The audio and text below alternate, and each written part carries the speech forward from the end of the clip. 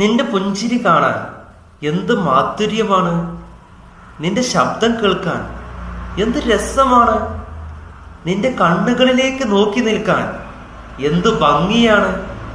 നിന്റെ കണ്ണുകളിലുള്ള നിന്റെ പിരികം, അല്ലേ, നിന്റെ പിരികൊക്കെ കാണാൻ എന്ത് രസമെന്നറിയോ.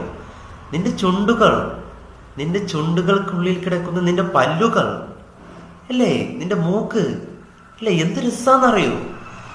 നിന്നെങ്ങനെ നോക്കി നിൽക്കുക എന്ന് പറഞ്ഞു കഴിഞ്ഞാല് വളരെയധികം ഭംഗിയാണ്.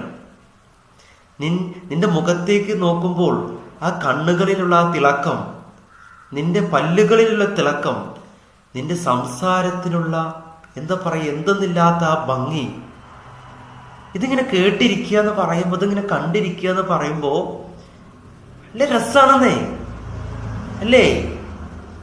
ഇതൊക്കെയല്ലേ നമ്മുടെ ജീവിതത്തിലുള്ളതെന്ന് പറയുന്നത്.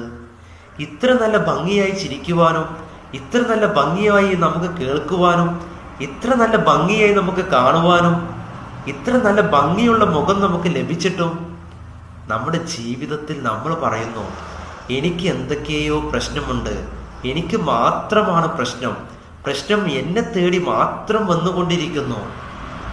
എന്താ ചെയ്യലേ? എല്ലാം നമുക്കുണ്ട്. നമ്മളിലേക്ക് നോക്കൂ, നിന്നിലേക്ക് നോക്കൂ.